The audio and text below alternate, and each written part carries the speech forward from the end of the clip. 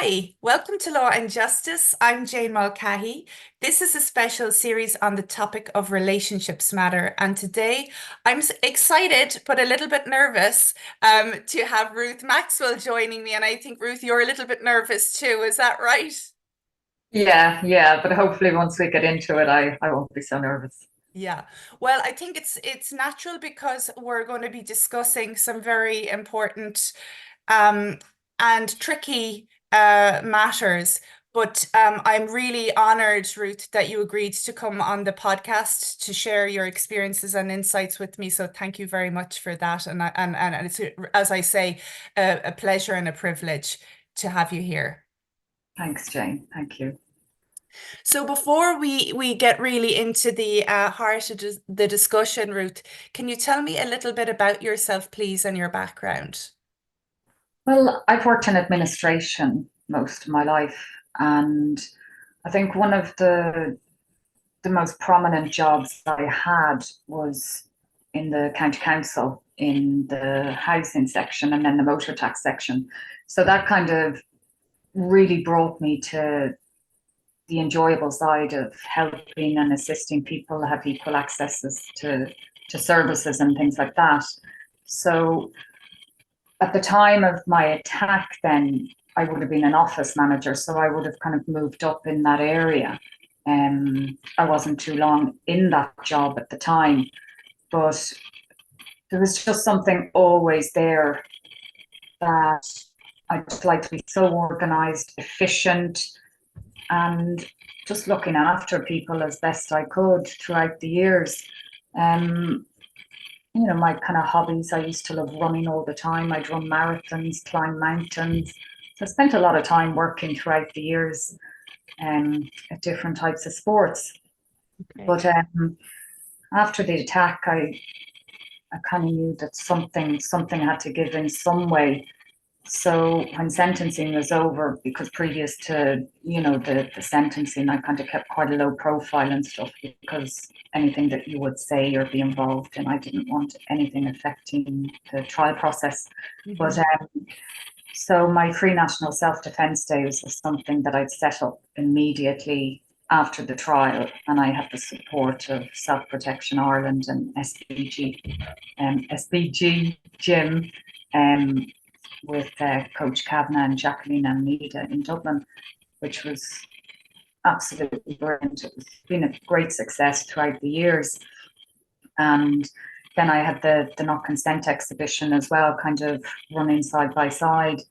But the Not Consent exhibition went all over the country. It went into colleges and it would have been recorded for a BBC Northern Ireland documentary around consent. And it was sending such a clear message, and it was very, very powerful, but also quite draining as well, Of um, course.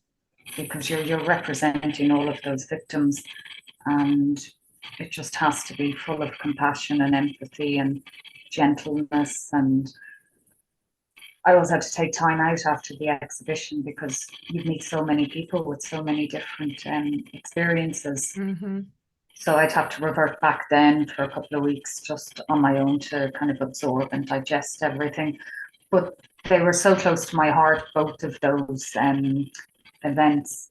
And they have actually played a very large part in my own personal journey of Hmm. being, um, the Free National Self-Defence Day, that kind of gives me physical confidence if I'm kind of working out and I'm out and about. And then the Not Consent exhibition kind of brings victims together and, all different relevant institutions and stuff. And it's helpful. It is really, really helpful. But that's just kind of a small part of things that I do. There's so many other things I do, but they escape me. And sometimes people will say to me, "Oh, you did that and did that." It's like, "Oh, totally forgot about that one. Sorry." Yeah.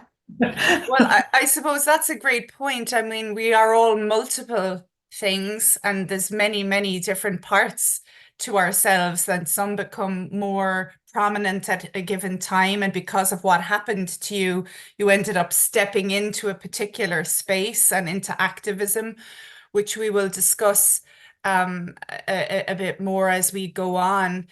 But I just like to talk to you without now you feeling you have to share any details of the attack that you don't want to share. But trauma is regarded by some at the moment as a buzzword. I personally think it's a real thing. It has real manifestations for people, but there's very little actual agreement as to what exactly it is. Now, the National Institute for Mental Health defines post-traumatic stress disorder, or PTSD, as many people might know it as a disorder that develops in some people who have experienced a shocking, scary, or dangerous event. You experienced one of those. The same National Institute for Mental Health continues that anyone can develop PTSD at any age. This includes combat veterans and people who have experienced or witnessed a physical or sexual assault, abuse, an accident, a disaster, or other serious events. And people who have experienced PTSD may feel stressed or frightened even when they're not in danger. So you experienced a horrific random violent attack in 2016, and I imagine that you probably experienced symptoms of PTSD or might well have. It would be very natural if you did. Do you feel like you were a different person before this happened to you, Ruth? Absolutely. Yeah. Like it's definitely changed me in how I see the world and people. Okay. Um, you know, when we talk about PTSD, like post-traumatic stress disorder, but to me it's not a disorder. Like it doesn't Mm-hmm. feel like it's a disorder because everything is so ordered and micromanaged. Mm-hmm. And because of that, it's just like a really ordered reaction to permanent fear from the experience that I had. And, apart from all the physical reactions in everyday life, when, I could be walking anywhere, anybody behind me, that gives me a lot of anxiety.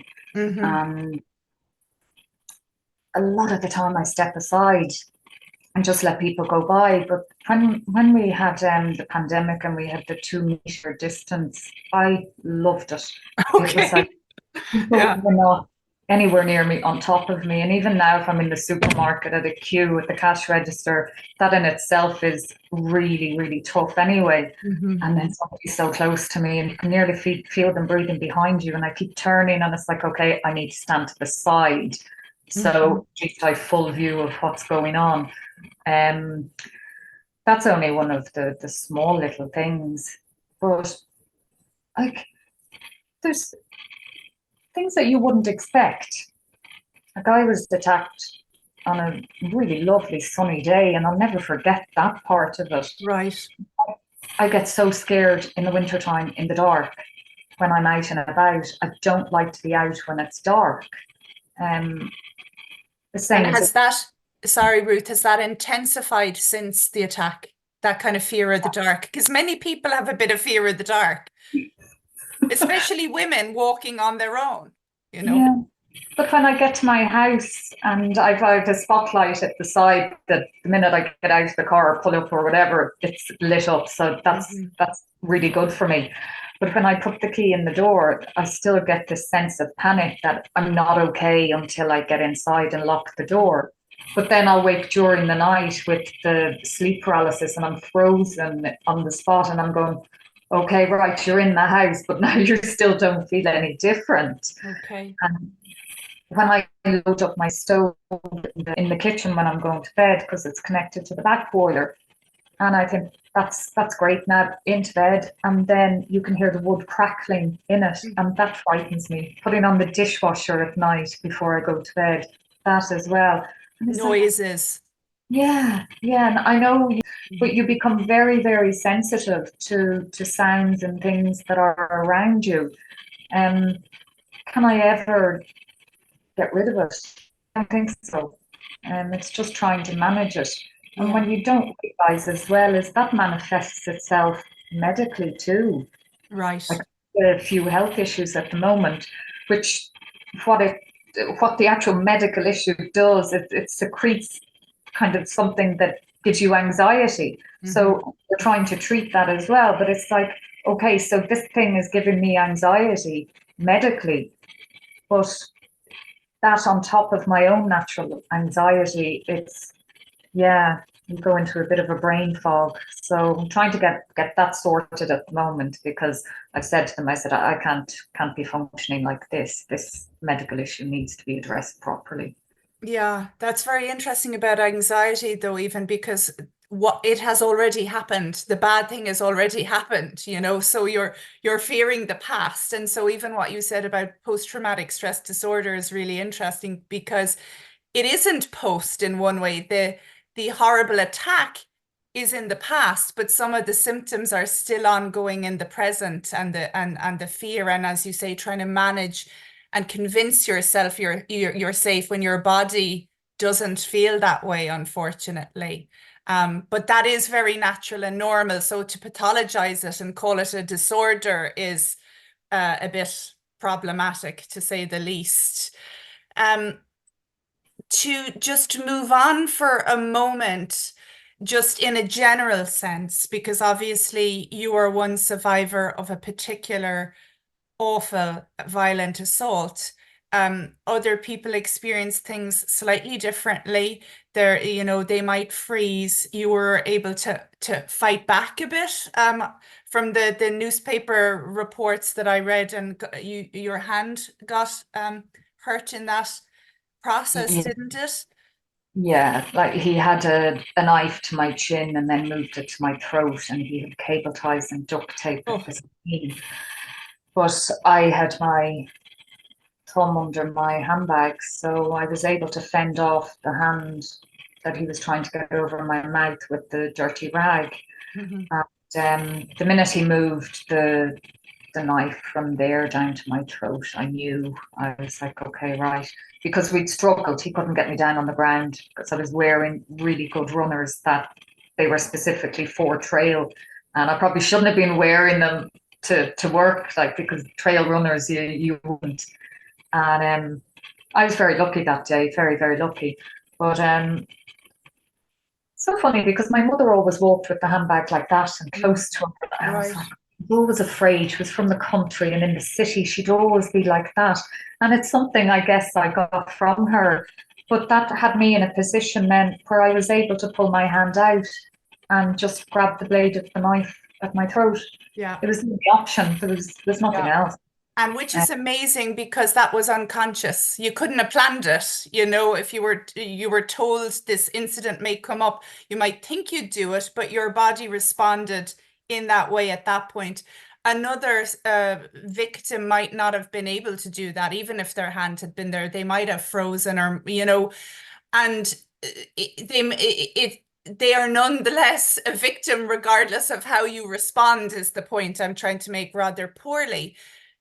How important is it in our world, in our systems, in our mental health profession, in our general health profession, for survivors of sexual violence or other types of violent assaults, but sexual violence is particularly challenging, I think, for them to be believed and validated, Ruth, because sometimes people don't understand situations. Yours was a very clear kind of stranger danger thing. Other situations involve ex-boyfriends, ex-partners, people, pillars of the community in positions of power, and it can be hard to get our heads around the fact that they did this bad thing to someone. I know, I know. Like, I always find like in your head, you always wonder, could you have done something differently? You know, if I had stayed an extra few minutes at home, or would this not have happened? And like, then I came to the conclusion that even if you behave differently, the outcome is still going to be the same. Like, you're still going to be attacked. You're still going to be abused, raped, murdered. And I still go around and around in my head with different things to do with that particular um, experience. And like, for me, I didn't have anything in place because, as you've said as well, that it was a random attack. and random attacks. Like they weren't categorized with any particular organization. So I was not going to receive any supports. You're stranded. But as time has gone on, I found that, when you're being believed, it frees you from that long term thought process and gives you the acknowledgement that you're not responsible for what happened to you. So, mostly that you're not alone with self blame and feeling ashamed and, severe kind of sense of desperation and despair. Mm. That eases that to some degree. Although, like, for me, it would have taken a long time for anything like that because, out of my experience, there were 5 women in total throughout a number of years that they were looking for this man, and out of all of the women, I was the only one that wasn't sexually assaulted, Yeah. which meant then that I was not entitled to free counselling or anything for the rest of my life. I wasn't entitled to anything like that, which meant Remarkable. I stood alone mentally and then physically with my injuries, because all I would have been considered was just a victim of crime. Mm. And victims of crime with physical injuries, there's nowhere. There's just nowhere for us. Yeah. There is being sexually assaulted and all of those areas, but when you have physical injuries, there's no one. So it's like I'm always on the outside. And it's been so important to me with some of the work that I've done because that makes me feel that, yes, I am validated in some particular way. Does that make It sense? does. It does, and it's kind of shocking to hear that you would be disentitled to certain services by virtue of the sheer luck and your own kind of unconscious movement, survival responses that got you out of there. Because had you responded differently, the outcome could have been quite different and even more horrific perhaps. And the fact that you know that as well, that you know there were these other victims, it's remarkable that even that injury, that wound, that psychological knowing what you might have escaped, that there isn't something for that as well as what you actually went through. Um, But they've changed it now that, yes, okay. I can be included in all of that.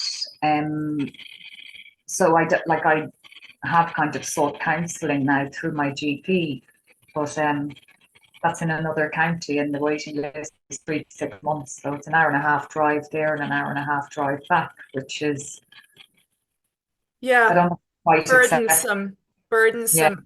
And also some of the therapies that we have available, often they're talk therapies and they don't necessarily always target the trapped kind of energy and the somatic residue that is maybe lodged in your body because of this as well. I doubt yeah. you'll get an infinite number of somatic experiencing sessions, let's say, because it's not the most common or deep brain reorienting. They tend to be more talk based, which I mean, it's better than nothing maybe, but and it might be valuable to tell the story, which you've already done in parts, but to really work through it. I think what I'm trying to say is a range of different types of counseling offerings might be valuable to people so that if one thing works or doesn't work, they can try other options and not just have one thing available to them in a different county after having to fight for it in the first place. Yeah. Um, to move on to the kind of state's handling of your experiences. From the reporting of the crime itself, going through the court system, trying to get some kind of access to counselling, as we were just discussing there, accessing compensation for your medical expenses and loss of earnings. How did you find all of this? Oh, it was, I have to say, one of the most horrific experiences of my life. It really, really was.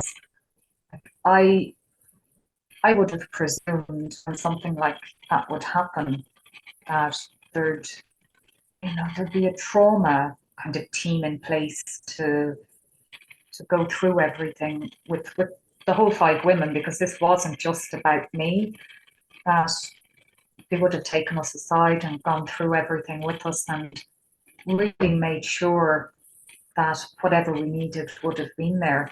I would have presumed that, accessing my loss of earnings, medical expenses would have been fairly quick, because obviously I had physical injuries, I couldn't Mhm. work then.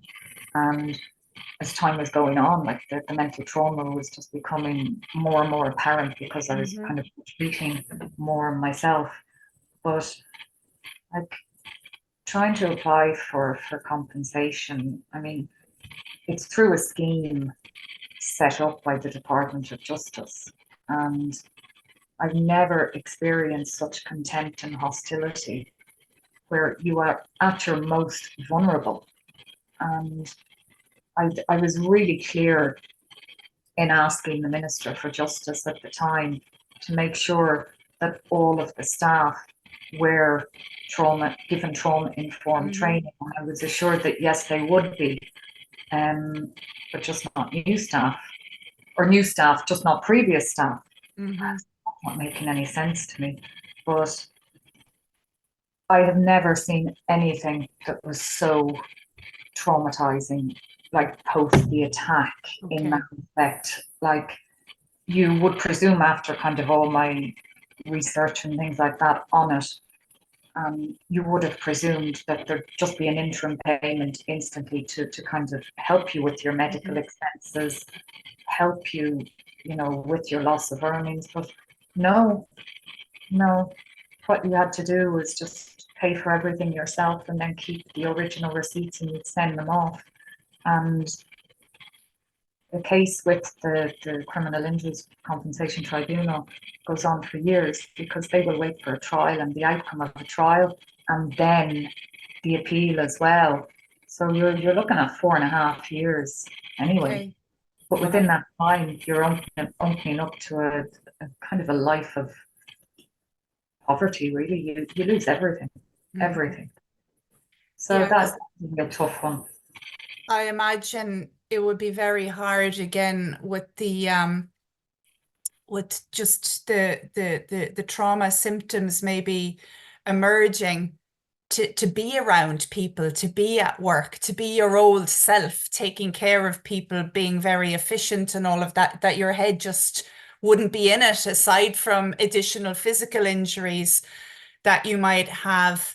And so when you were saying that the engagement with the officials was difficult, was it that they just didn't seem to get it? Or did you feel like you were being treated as a bit of a chancer who, wasn't quite deserving of this? Or was it a combination of factors?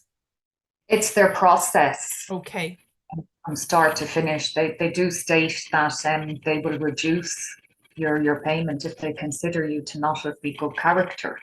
Um, Wow. What I does remember that mean, I wonder? Does it mean like there's some good victims and some less good victims or less yeah, persuasive? Yeah. I gave in at one stage the wrong paperwork from social protection, and because they have said that you have to contact your employer, social protection, you have to assist the tribunal as best you can in getting information with them, but yet they'll contact these people then directly themselves. So they've spun you around in circles Hmm. at every single hurdle. But I sent them in documentation, and next thing I get a letter basically accusing me of lying, and I was like, hang on a minute. I sent you this document because obviously I kept records of everything. I knew I had to in order to Yeah. try and get through this in one piece mentally. But I said, okay, well, I'll give them a ring and see, because this whole process is all over the place. They told me I didn't contact my employer for information, but yet they were doing it for the particular information they were looking for. I Hmm. had to contact my employer after 4 years.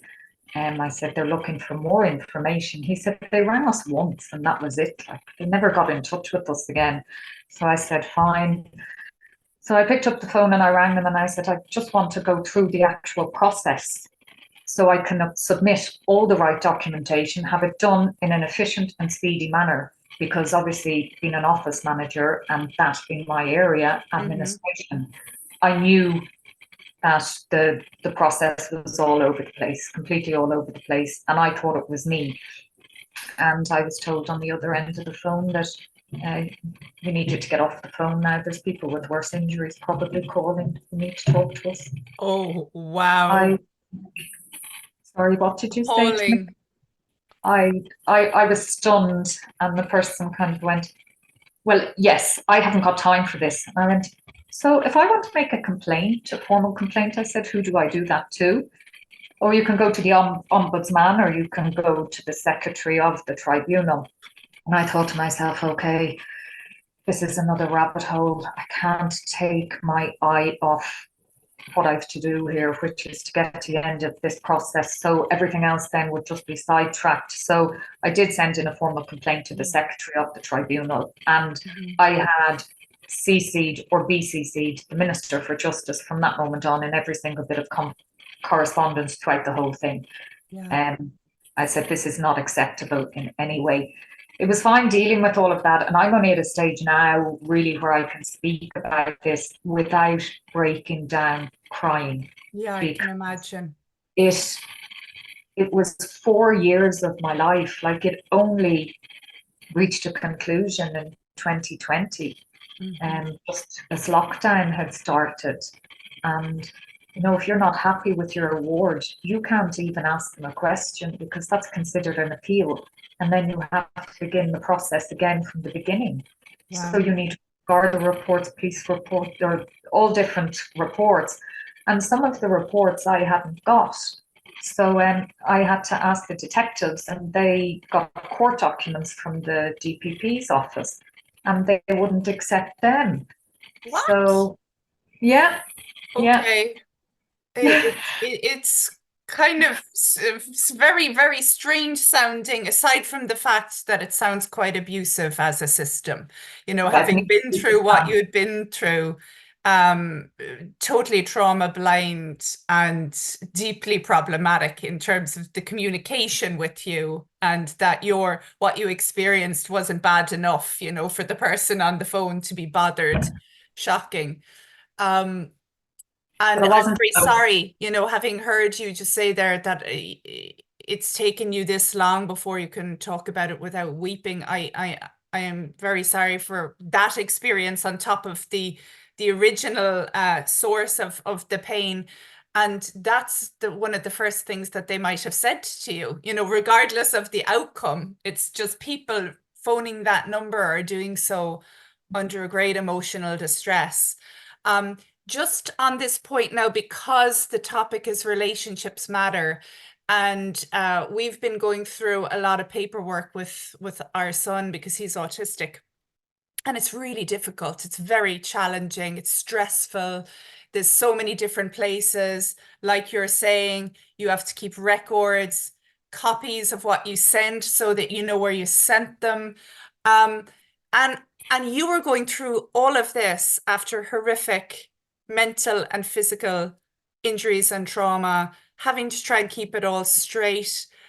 Did you find just that very difficult? The even though you were excellent at admin and office management before, but just this was deeply personal, and then having all these impediments and barriers being erected, and oh, go there. It does sound like a bit of Alice in Wonderland down the kind of rabbit hole. Go Yeah. there and search there, and no, the DPP's report won't work. It's kind of Kafkaesque sounding. I'm How only did you giving you. maintain it? How did you have strong relationships to help you through this, Ruth? I'm only giving you the tip of the iceberg here, Jane. I mean, I've never seen anything like it in my life. I, at one stage, had to kind of step back and think, if this was my daughter, or just pretend that you're doing the application for her. but also in the back of my mind, doing this application, hoping and knowing that when I get stronger, this is going to change, because nobody can ever feel like I felt or be put through this. I know people are, but we're getting there. We are getting there. But yes, of course, it took its toll on my friendships completely, because I literally had to say to them, when I'd meet up with them, I just burst out crying, because I'd either get an email from them or a phone call from them. And I remember at one stage just getting away from it all with my two friends, and I get a phone call over breakfast, and me in tears crying, just, why do I have to prove my case to you? You have that in bold writing in this email stating I need these documents in order to prove my case. I've done nothing wrong. Yeah. And I had an absolute meltdown. And my friend, she said, I just don't know what to say. She Yeah. said, I can't believe this is happening.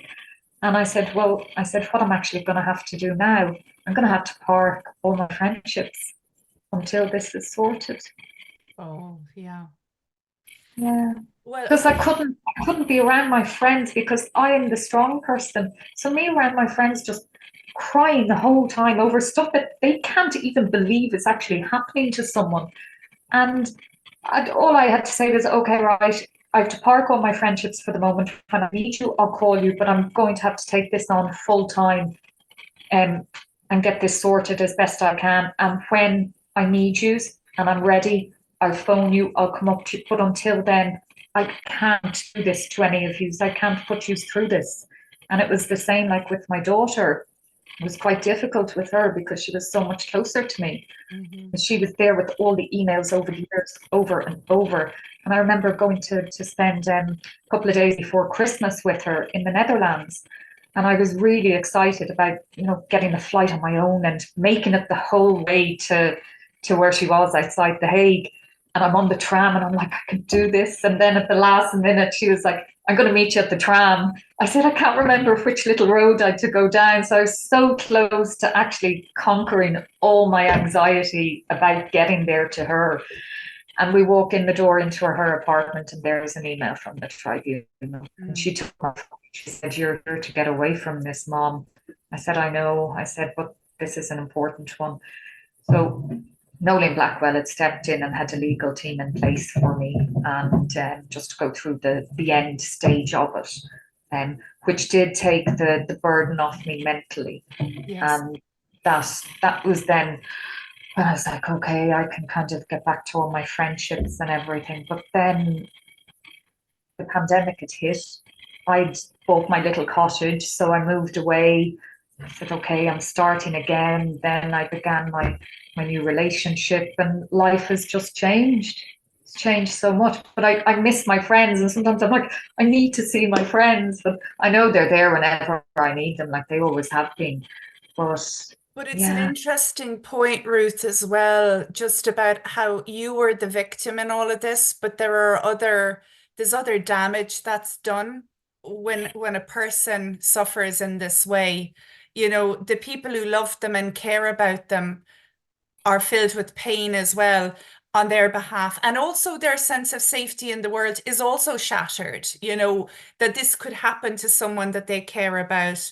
I mean, women and girls know from an early age that their ability to navigate the world is not the same as boys and men because of male predators and violent beings out there. Um, but also the not knowing how to support people. What is the right thing to say? Often there is no right thing to say.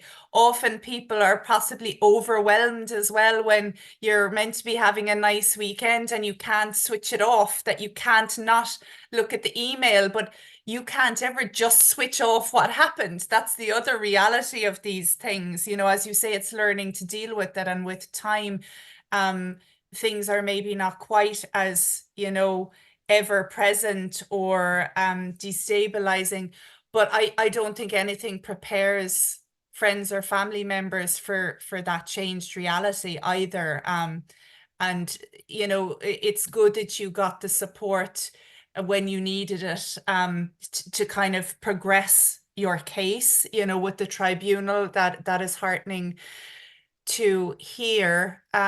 If we could just return to the legal process itself, you know, when you were going through the trial and the evidence gathering there, that can't have been easy either, I imagine. And then you mentioned the quasi-judicial process of the tribunal. Do you think in general um, a criminal trial um, is conducive for healing for someone who kind of experienced what you experienced and other survivors? Or is there scope for more, what I would call relational wounding, in the sense that, you know, the way that we interact with each other, maybe the way that Gardaí or prosecutors or lawyers might have questioned you, or even the officials that you mentioned or the person on the phone, like that adds a new wound maybe to what has already occurred, or does it? Oh, absolutely. Yeah. You see, I think my case was so different because there were like 5 women in total, and there were multiple trials. Okay. So you're going through your own trial, and there's 2 other women with you in that with their experiences. Then that ends, and then there's like throughout the years, like this all only ended in I think it was October 2022, and I mean there was like about 155 more court appearances since the end of our first trial. Wow. Every single year it was going on and on and on. And I found parts of the appeal, I didn't even know. I saw that in the media. I didn't even know that he had 11 years for my attack. I thought that was for one of the other women. Okay. Obviously, everybody was so busy, and the day of sentencing, I was having another surgery on my hand. So everybody was so busy that, again, I was kind of stranded within my own experience. And I just thought that there's got to be a better way. There's just, I just thought if that was my daughter, who didn't even know how long her attacker was getting sentenced for, because it Yeah, was an my oversight goodness. somewhere, or she was seeing it on on television or in the papers, not even knowing that this was happening. Like, and then I got a surprise in May of 2022. There was a part of the appeal coming up, and I went to court to it. So I got to see him again. And like, I really didn't expect that. I was on holidays for my 50th, and just the day before I was coming back, it was like, well, it's tomorrow morning. So I had to book a hotel in Dublin from where I was and come back. And I was like, why does this keep happening to me? But arriving in court, and there's me all tanned, feeling really good, and seeing him just, yeah, I Shattering. finally got to see the full effects of incarceration on someone. And I didn't get pleasure out of it, but it actually made me realize I was in such a different place from when the trial had gone on, because he was looking really fresh and great, and I was an absolute mess. So Right. it it did have the positive side to it. But I just thought as well, just that the victim liaison service in the courts, like, or not in the prison services, you sign into that. It's optional. When your Mm. trial is ended, you're given a booklet and you can decide whether you want to avail of this service. And I left it on my bedside locker for a couple of months, I think. And then I said, well, okay, just in case, if he's ever released, I can be told. And I remember getting so many phone calls and emails, and I even had a Zoom with them at one stage. I find they can make a massive difference compared to what they're doing at the moment. There's so much scope for that service to be really effective. Like, I was getting emails and phone calls, and okay, well, he's up in court tomorrow. He's up in court, because this was going on for a couple of years. Yeah. It was like every single week at one stage, during the court term. Mm. and it's adjourned. And at one stage I was told, yes, he's up tomorrow again, but it's the trial. I was like, what trial? He said, well, he's got another trial starting tomorrow. And I said, that's not possible. Is there another case? Like, I know Right. he's sentencing or another hearing or what, but not another trial. This is like, oh no, it's a trial, it's a trial. And in my head I was going, I thought there were only 5 women. This must mean that there's more. What's going on here? And no, it turned out it was a mistake from that side. Um, and also I found the information from the courts when he's sentenced, by the time that gets back with him, the warrant I think is brought back with him to the prison, and then they update the system, Hmm. and then eventually it gets to the victim liaison office Hmm. and then across to the victim. I think that could be a lot more efficient as well, because you're getting wrong information, Yeah. and that's not good. No, it's not. And I mean, there is always scope for human error, I suppose, in this and in any case or any story or misreading something. But when the stakes again are so, so high and what people have experienced is unimaginable kind of pain, really. The onus should be on the state to get it right and to communicate key decisions. I wondered with the advent of the protective services unit now within the Gardaí and stuff, might the communication channels around these type of cases be maybe better handled, or there might be kind of case managers who would take control of the communication and build relationships with people over time. I think that's partly the design anyway, to support sexual violence survivors and people with domestic violence, because it's so difficult to navigate the system. And there's, I think, increased awareness of the burden on the victim of going through the system to try and get justice, to try and get a conviction. Um, It's very different when you're looking at somebody who wants to go to court, who's looking for justice, than someone like me who just happened to be attacked on my way to work one morning. And after all that I've gone through and all the processes and how it's all been handled, I could never step inside a courtroom again, ever right. after that. And my daughter was called for jury duty. I lost it. I lost It it. was the cheek of them. Yeah. Yeah. I was like, how dare you? She is incapable of being impartial. Yeah. uh, but Yeah. I don't think I'll ever, ever get over it. Um, and it's like the attack is in this box, the Criminal Injuries Compensation Tribunal is in this box, the psychological services in this one. And it's like I'm trying to take apart and offload all of them. And I can't pick one without it crossing into another. Mm. Um, remember when my mother died, I went out walking all the time, and it really helped. And it was kind of how I dealt with my grief. And then I went on to do the mini marathon in her memory, and then I did the full Dublin City Marathon, and then started mountains, and Amazing. so that was kind of really, really healing. But I find if I go off walking and stuff with all of this, it's just I can't, unravel all of it. And sometimes I just resign myself to the fact that it's just going to be that way for the rest of my life.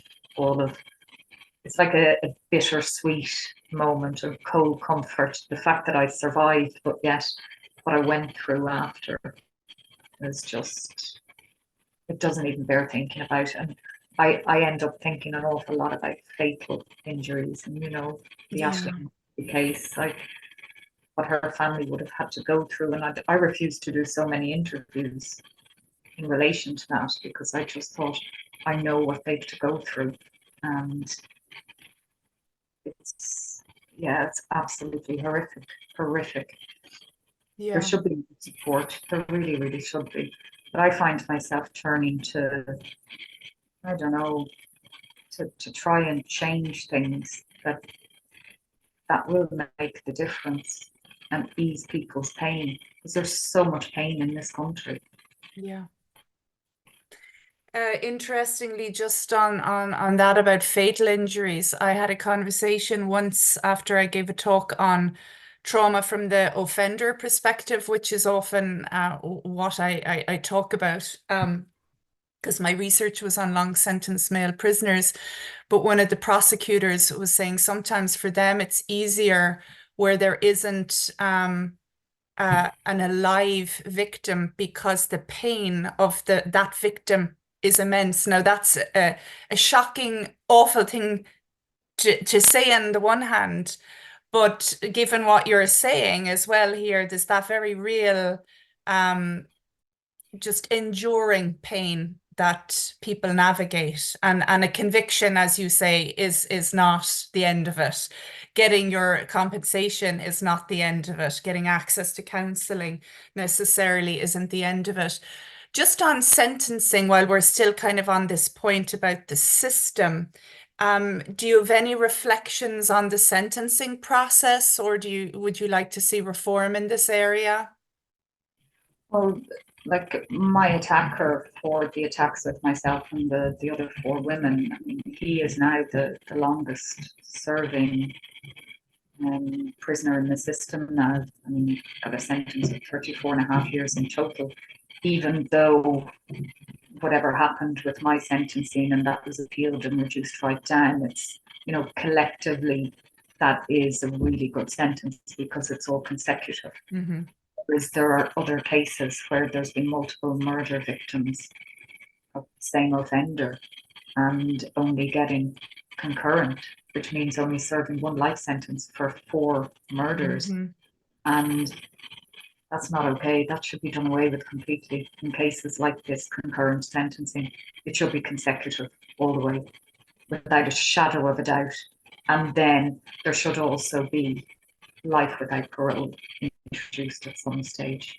It really should. There are two things that I'm Yeah. really, Where the risk and the violence, I suppose this individual had such frightening behaviors and a pattern of escalating behavior as well that yeah, I can certainly understand your point and your concerns and want to prevent further offending in the future. Because what programs do we even have aimed at someone like him? I'm not sure that there are any really in the system that would target the range of behaviors.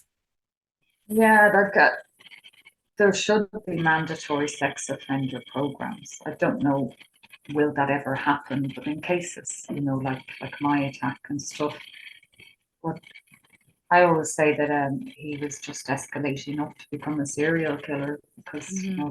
the non-fatal strangulation of the previous women, and it was an individual that kind of I was intrigued about the mind of someone and how they can behave like this, but it does all come back to childhood and how you're being brought up. Mm. Are you being given lots of compassion and empathy? Like, I know anytime I've been over in Asia, the children, they're not taught academic lessons or anything first. First of all, they're always taught for the first couple of years to be kind to each other, Mm-hmm. tidying up and having little responsibilities, but no lessons. Mm. And there's a big difference there with how they are as adults. They're just so kind and gentle. It's Mm-hmm. like what we strive for when you're trying to unpack all of this is just to stay as gentle and kind and calm as you can. I suppose religion plays a part in it as well, or your own beliefs. But Mm. I I don't know, can somebody like that actually ever be helped? Yeah, Um, they're in prison. They're just frozen physically. I mean, they're not out in the world. Like this is what they solely do for pleasure. yeah, Whereas our ideas of pleasure are very different. Can you change someone's idea of pleasure? yeah. It's I hard to get one's head around for sure. Um, it really is. But if people are going to get out, after 8 years, having committed a violent sexual offense, or even one without massive levels of street violence, let's say, you would like to think that the authorities, that the state is doing something to try and shift the core beliefs or the sense of entitlement or the rage or whatever is driving that type of behavior. It's kind of frightening to think you could be in prison for X amount of time and have nothing done to try and improve matters if and when you get out, as most people do in Ireland. Could I just ask you one other thing, Ruth, on how you felt vis-a-vis, say, other victims? It was in an article, I can't remember which one, that I read that you felt slightly different to, let's say, domestic violence victims, because statistically that is a much more prevalent than your type of stranger danger case. And so you almost weren't as important as that experience because you were more of an anomaly. And yet the public would find it much easier to kind of go, what happened to you was a dreadful, awful crime in some ways than what is quite typical behavior within family homes, or in the past, marital rape wasn't even a crime. Do we need to rank victims in this way? Surely the pain and suffering needs to be acknowledged and validated regardless. And our services shouldn't be giving any kind of message that you're less important because you're statistically less likely to have this type of occurrence happen. I don't know if that made any sense to you there, that question. It did, yeah. Like I remember that, like every time I spoke in the beginning, or when there was a lot of media coverage with it, that's there were other articles coming out with domestic violence statistically is the highest rate, and every time I saw something like that, it hurt because I had no support from any organizations, and it was like, I matter. What's happened to me and these four other women, it matters. But the other side of, what was going on in my life at the time, which was, again, like I had a Zoom with Sarah Benson, the CEO of Women's Aid, and she was lovely. And she said, I am so, so sorry because I wasn't good enough anymore for my partner at the time because I was a burden. And my partner just became increasingly more violent and volatile. And I suffered severe injuries. This was after the attack, a year later. Oh, That gosh. yeah, I did, like I was very, very close to death. You know, um, I was in a coma. I Oh, had Ruth. cracked my spine, pelvis. I mean, I was lucky to survive. And I had remembered ringing Women's Aid, and the woman on the phone, because there was so much that I had to say. I had the attack, and then I had this, that I was just so vulnerable, and so I can't even describe how I was. Of course, I was alone, but yet I wasn't. But everything was internalized, and I thought, I am at some serious stage of my life here where I really need to find who I used to be so I can then railroad through everything. And I had rung Women's Aid, and the woman on the phone had just said, "Oh, we don't know how to help you. I don't know how to help you." I said, well, should I call somebody else then? And she said, well, yes, I think so. And that was the end of the conversation. And Wow. I knew I was completely alone in support from organizations. And I rang one of my childhood friends, Kathy, and I was just, Kathy, I need reminding of who I am and who I was, because obviously Kathy was so supportive, and she went through school and situations and how I am as a person, and everybody looked up to me, and I was so diplomatic. fair, all of these traits. And she said, you go, you do it. You're alive. You have survived this. You're free. You're go for it. And I did. I sat there, and of course, again, I've never cried so much in all my life as I did during all that period. But I I had to get well physically. I had to learn how to walk properly.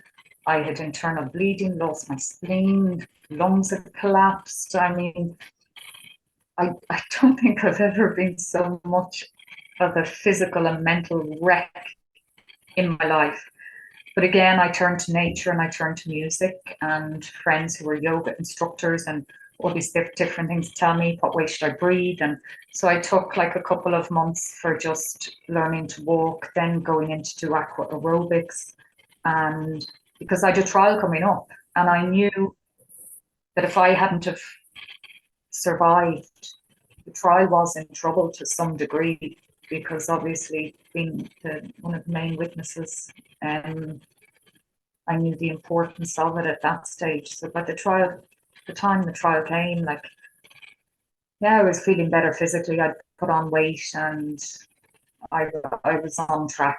But from then on, I went hell bent for everything, because I thought, right, I'm alive and this is what I have to do.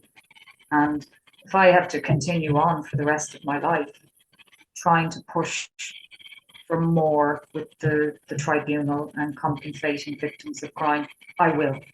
Mm. It's something I am so passionate about. I don't ever want anybody to go through all that I have gone through. Yeah. But the fact that I am not out the other side, because obviously I've health complications now for the rest of my life, but I'm super fit most of the time. I Yeah, I'm healthier than so many people. I own my little cottage, and that is a privilege and an honor, because given the current climate that we're in, um, and yeah, to get to where I am today, I think one of the biggest things was when I stood up at the Law Reform Commission conference in 2019. I couldn't get anywhere with my case with the tribunal while there were pending appeals and trials, all obstructing each other, basically, is what was going on. And I had questions, and that's when Ray Byrne, Burn, lovely yeah, man. was in front of me, and he turned around. I said, "Would you be free for a cup of tea?" He said, "Of course I will. Here's my card." And that was the beginning of it, when I sat in the conference room in the Law Reform Commission with Ray and discussed for about 4.5 hours. And he had all the time in the world. It was me who had to say, I have to go, I have to catch a That's train. great. What And a that, difference. yeah, What a difference. Yeah. We need to give people time. And I mean, that's not always easy to give someone 4.5 hours, but it's yeah, lovely when you felt seen and heard, and that there was a kind of energy to try and help you with this. That is precious, really, isn't it? yeah. And to be like on the project of the reform of the tribunal with the commission is, I don't think anybody knows single-handedly how that has has helped me. I really Wow. don't. Anybody has any idea. But in turn, then it makes me feel I can help other people now. They're listening to me. They're taking me seriously. This this is going to get there. So the next stage is obviously the recommendations, which are this year, and I'll go up for that and go through it. And of course, there'll be things I'll be ready to go on another mission that won't be included, but sure, we'll cross that when we get to it. But at least it's a start. It certainly is. And it's through Ray and the Law Reform Commission that we came across each other, I think, first, Ruth, which is interesting, because the law is not very trauma informed and responsive as a profession. But it's nice to see that people are starting, or at least some people are starting to take it more seriously. And the thing is, the state talks about victims all the time and the victims directive and listening to victims and honoring victims. And it's not that I don't think we should do that, but from your experience, it sounds deeply like we have a very, very long way to go in just our basic communication skills and respect for what people have been through and the difficulties that it takes a person to keep repeating over and over and over again and fighting at all these levels. So I'm delighted that the Law Reform Commission has been a positive, propelling kind of experience for you. I've been on to you now for a little while. Do you have another few minutes? Oh yeah, yeah. Just I'm in no rush.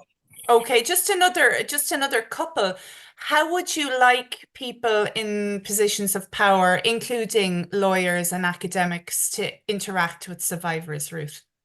I think one of the first things that I would be really interested in is, the way I like doing the victimology courses, and I'd love something like post-trial, an online course or a DVD, kind of designed for victims and their families. One where there's explanations for appeals, probation services, the Irish Prison Services, the parole board, and different types of debriefing, anxiety control, and reintegration programs for victims, so that they can be given tools and skills by participating in society again according to their Hmm. needs. Because going through a trial experience, I mean, you're not the same. You will just, even when you come out of the courtroom at the end, you're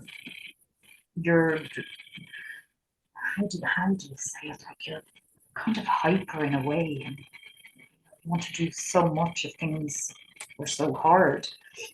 But I just think if all of them came together, and you have, after the trial, you're given, here's a DVD or there's this online course and there's a lawyer on it explaining your next processes, and academics discussing different areas as well, and you know a psychologist saying, okay, you're going to be like this now for a few weeks. That's so easy to do. Mm. So at least you're coming away with the whole debriefing session in place, that something so small that I don't think people don't realize. It's just something so small when you step out, and it wouldn't take a huge amount of work to do something like that. Mm. Like, And what's stopping them, do you think? no idea. It's like they're doing different sections, court supports for this, then pre-trial hearings for this and that. Why? I'm quite simple and I'm quite reserved. That that for me to pick up a phone and ring an organization, it will be unheard of now. Like, I did it once and Mm. I've done it again ever.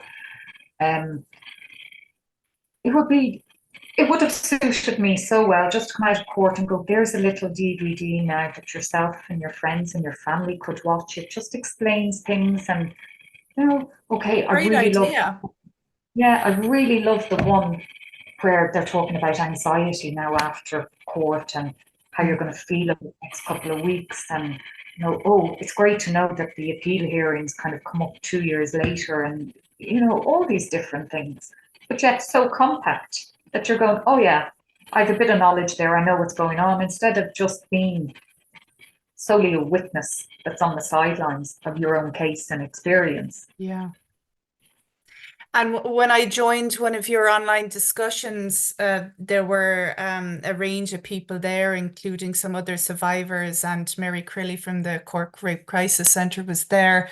And we were discussing, research as well, and how talking to survivors of anything like what you've experienced, or other sexual abuse survivors or domestic violence survivors, coercive control survivors, it's fraught with difficulty because you're vulnerable, which of course you are, but you also have a story to tell. And sometimes the system only hears bits of the story. It doesn't hear all of the what we've been discussing now, the various ways that life is different, the stresses and strain on family. Um, do you think those concerns, from a research ethics point of view, are valid? That, we shouldn't just let people research these type of topics too easily, because we might re-traumatize people, or can it become another barrier, another way of exerting power and saying, well, we'll keep those stories in the back of the closets because they're uncomfortable, um, to read and to hear and Well, some are done like that. I certainly felt that my case was like that, that it was too, given the severity of all of the cases together. I just kind of felt, okay, right. There was another major problem, which is kind of has me more, you know, about speaking quite in depth about my case. There's something that kind of holds me back now, and that is because he was Polish, Mhm. and of all that's going on with far right, Oh, I and see. Yeah. I they are silencing my voice because I am afraid that that this case, our experiences would be taken by them, and that's not okay. That, I have learned enough, and it's through the likes of yourself and other academics that, things are not as simple as they seem. Things like, yes, of course he can be deported, but that's only when he's finished his sentence. Hmm. He is an EU citizen. He has freedom of movement. I understand all those things, but that is because I had to learn about those things, because it would have been one of my questions in the beginning Mm. after the attack. Whereas then, okay, well, I need to study something here. So I understand some attitudes come from a place of ignorance, but it also silences people as well Yes. at the same time, who would benefit from speaking out, but then they're scared about it because of the attachment that they tend to do to high profile cases and stuff if Yeah. it's not. That the far right Ruth Yeah, might say, well, because he was a foreign national, if he hadn't been in this country, it would never have happened, type of a yeah, thing. Yeah. yeah. Yes, he was perfectly entitled to. He was working, he had his own business, and he's an EU citizen. And I would like to be able to work in any other European country if I fancied it as Yeah. well. And I have that right. So, I don't engage with anything like that. I just look. And if something was really, really bad, I'd have to ring one of my friends and say, hey, you wouldn't mind now having a look at that and Yeah. deal with that for me. I can't.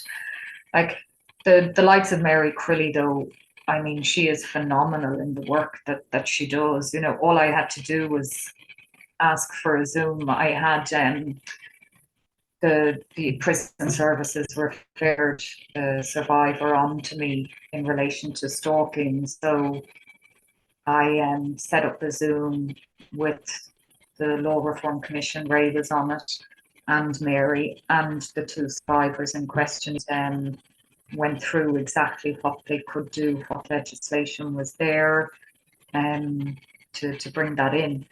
And Mary was so accessible in every Yeah. way. So all I said then, we arranged another Zoom or whatever, and then I said, okay, I said, now you have all that you need. So off you go and do what you need to do. This is about yous, and just let me know how things are going, along the way. Yeah. And so sometimes you come across victims and survivors who are the change makers, who are the assets, um, that so many areas would not be there without them. And one of the biggest ones for me is Yeah. Lavinia Berwick. And I had that added anxiety of going up to read my victim impact statement because she was in my head, was going, she's given me this moment where I can have my voice heard, which was Yeah. so important. And it's something I will never forget for the rest of my life, you know. So there's so many other areas. I probably wavered off what you were asking me. Yeah, no, it was, but just even that anecdote about feeling silenced because of the person's nationality, that you don't want your story being co-opted by these malign right-wing elements. I mean, it's very interesting how someone's story can become not their own, or it can be uh, used for nefarious reasons, of course, if it makes it into the media. So that's very legitimate. But I was just interested in your take, because it is important for universities not to research vulnerable populations in an unethical way and tell their stories maybe in ways that they don't want them told. Um, but on the other hand, and certainly people don't want to re-victimize or re-traumatize people by having them talk about difficult circumstances. But what I find interesting is that I think sometimes the ethics process can block the stories from making their way into the light of day, sometimes by saying, oh, these group are too vulnerable, or, we can't give permission for that, or maybe this bit, but not that bit. And perhaps if people are involved more in, I suppose, maybe vetting their quotes or looking at the interpretation of the findings, perhaps that's a way of making the actual research process more trauma informed and responsive as well, so that the voice, a bit of control over the voice and the story is maintained in the final publication, let's say. But it's still slowing the process Yes, down, isn't it? yes. Yeah, yeah. And there was actually something else I had been thinking about too. You know, like I'm not getting any younger. Like Yeah. I'm in my 50s now. You're very And sprightly looking. so I had my grandkids there for the night the other night, and we were making homemade brown bread, and oh, it's Lovely. lovely. It's really good. They're kind of just 10 and 11 now, which is Wow. a great age. It is. But I was thinking as well that, when I die, my case dies with me in relation to the parole board. Okay. Um, I've I've spoken to the CEO, Karina, of the parole board, and I do keep bringing it up, even though I know it will be okay. But it's the final thing that my voice would be taken away completely, Hmm. my experience, because if I die, my whole case dies with me. But I still would like my children and my grandchildren to be able to submit to the parole hearing, Okay. either through themselves or like legal representation. And I do feel they should have that right, because it's not fair if I die that concerning the parole application, my case is gone. Mm. It's a good point. And also, it kind of goes back to the theme of this talk that we mentioned a bit at the beginning, how this has impacted your relationships, and maybe you had to distance yourself from your daughter while you were, wading through all the documents and trying to just focus on getting an outcome there, and people's concerns for you, and ongoing maybe worries for your well-being, or your health now, and all of that, that they were victims too. They have been victims too, in a way, in all of this, secondary victims. So for that reason alone, it would make sense to be able to make some sort of submission to the parole board. I think, like, even my partner now, who I am absolutely in the most amazing relationship. I mean, it's just.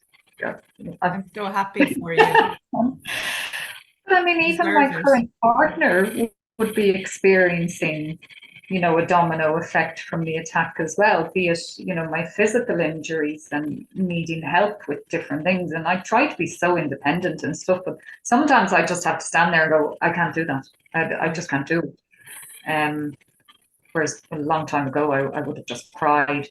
But I mean, so I see difficulties, you know, in every relationship that I have as a direct result Hmm. from from that, the attack, and then obviously what happened after. But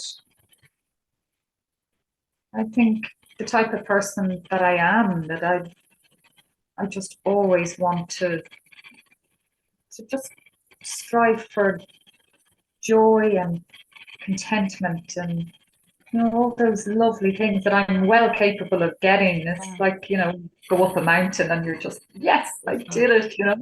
I find those things in my everyday life, but just, of course, there's days I can't go out of my house at all, but sure, I've all my music. So, um, but, like, And just you've mentioned it a couple of times throughout, and it's one of my questions to do with post-traumatic growth, which I find an interesting concept that out of the worst experiences, people can still grow and find a meaning and purpose. That's not to say that you would have ever wanted this to have happened to you. Of course, no one in their wildest dreams would. But you mentioned the Law Reform Commission and being involved there, not wanting anyone to go through what you have gone through with the Criminal Injuries Compensation Tribunal and all of that. Have you found a bit of meaning and purpose amid all this pain and suffering through being involved with your local rape crisis centre as well? Because I know that you're involved in various other bits of activism. Has that helped you kind of think, well, this awfulness has happened and I'm living with the aftermath, but I'll be damned if I don't make a positive impact for some other people?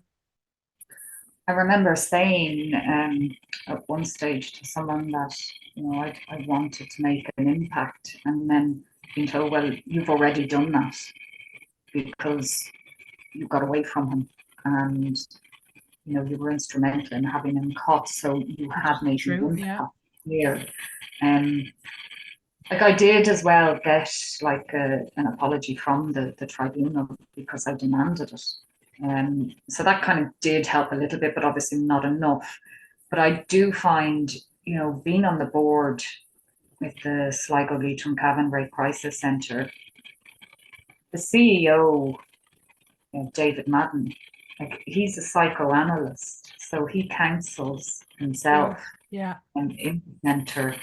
So I know that, a lot of the time I'll sit beside him at a meeting, and I know, like, there I am as, a victim's representative on the board of directors, and I'm going, how did I get here? Like, when I look back to the attack and to where I am now, that I am able to sit here and represent victims in the best capacity It's possible. amazing.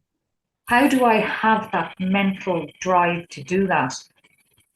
Well, I kind of separate the days where I can't leave the house, where I agree a week in the house, and I go, okay, better step outside the front door now. This is not good. You've served your purpose in the house, go out.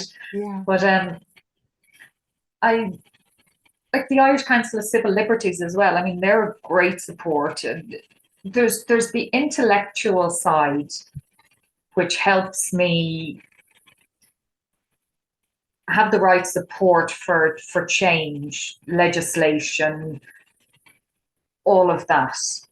And then there's the other side, like the Sligo Leitrim Cavan Rape Crisis Centre, where I can have an input from my experience completely in how to look at things from the perspective of a victim. And I know I always say victim, and then sometimes I will refer to people as survivors, but I think You're both, I, aren't you? In a way, I, both. I don't know, like, I'm always a victim of my experience, but survivor is never a term that I've used. I Okay. would use because for me, I'm living my life, and I don't use that term thriving either. I'm not thriving. I'm living, and I'm Yeah. fulfilling Okay. my hopes and my dreams. And there's no difference between me and anybody else in this world who are, Mm-hmm. getting through every day and getting through life. If I started saying those things to myself, you can thrive, you can do this, you can do that, it's not how my psychological makeup is. Um, I still don't participate, in society like any normal person. That's not possible. But Right. it's impossible for me to do, because like I'm too sporadic. Like I might not go out today, but then I might go out every other day. Then I won't go out for a week or so. But I find my partner is really instrumental there. When they come to visit, and or I go there, we'll go Okay. off walking, and getting me out and about, and just Little keeping. adventures together. Yeah, yeah, and I love it. I love it. Like I have my best friend, and it's like I couldn't be any more content within my life. Mm-hmm. And I just wish that anxiety was not there anymore. But I remember speaking to David and saying, I just don't want that. But because of my medical issue, that he was kind of saying, once the medical issue is sorted, then that starts to heal the mind as well. Mm-hmm. So get that sorted completely, and then see where you're going then. Um, but it's And there just there are sorry, but there are types of therapy as well that can, depending on how you feel about these things, like holotropic breath work is kind of body based, um, or other body based ones that can have the person experience some of a lot of the pain seem to be with trapped energy, weirdly. really Um, interested in that. Will you send me stuff on? I Because will. I will. Yeah. I've done some holotropic breath work myself, and it's interesting just as an experience. And if you like music, you might love it. But it can also be a little bit frightening. But then again, the experiences that you have that underpin the anxiety were terrifying, So if they could be parked any bit in the past, that's part of the potential healing benefit. So I certainly will send you on some materials there if you're interested. I've just one more question for you, and I ask this for everyone really. What do you think politicians and policymakers could do to promote safe, healthy relationships in childhood and beyond for everyone, Ruth? mm, I think you know politicians should lead by example. I mean, there's a severe divide within society created by politicians that comes directly from their behaviour in the dialogue towards each other. It's not kind of conducted in a respectful manner. And that disdain carries to every other state, department, and into wider society. And I find that so sad. Like, we've become so, is it normalized or complacent with homelessness and people dying, and waiting lists, in, in A&E for 12 hours now. Like, Yeah. that's one of the biggest things for me that I find, like, I wouldn't have 12 hours in a waiting room. I wouldn't survive 12 hours if I'm going there and I'm, sick, and it's just not possible for me. And then you have so many children living in shelters, hotels, children's waiting lists for mental health and medical issues Mm. are years long. So when it's like that, how how can I answer that? Hmm. Do you know what I mean? Like what can they do? I think initially is lead by example and start being nicer to each other, Yeah. because you A bit know of compassion. yeah, our government, are most vulnerable, how we're treated, our sick, our elderly, our most vulnerable, how we are treated by our politicians is a reflection on our country.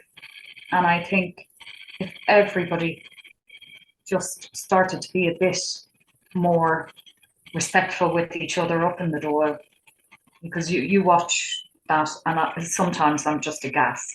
Yeah. I'm just, you all need to actually go and study politics to be there, you know. Yeah.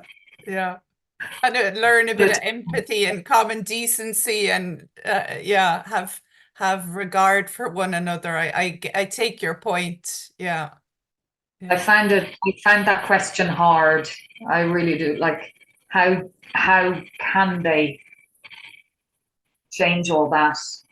Like, it's more so for me, children's waiting lists Yeah. for 4 or 5 years, their mental health services for children. When I think about me and all that I've been through, I I have to rationalize things and look at that, and I Right. go, it doesn't matter so much about me. I'm in my 50s now. I've brought up my children, my grandchildren. I have my little house. When I look at what's happening to children and how they're being treated, I Yeah. think the HSE has an awful lot to answer for. But it is one organisation that I would not go up against myself. Right. Whatever like the tribunal, but that no, they really have to do something serious here to stop all this trauma in Yeah. children that is going to become very, very apparent within the next 10 years, maybe more, as they're all growing up, because homelessness, how many children Yeah. are in homelessness now? It just Far, doesn't bear far too thinking many. about. Yeah. It doesn't. You're Yeah. right. Okay, Ruth. Well, thank you so much for joining me. It has been a real honor, and I'm blown away by your fortitude and your resilience and the hard work that you're doing to live the best life that you can and also to improve things for others. I think that's really, really inspirational. And yeah, it's been wonderful having you on this show, Relationship Matters. So thank you so much, Ruth Maxwell, and best of luck with all your endeavors. Thank you, Jane. Thanks for having me.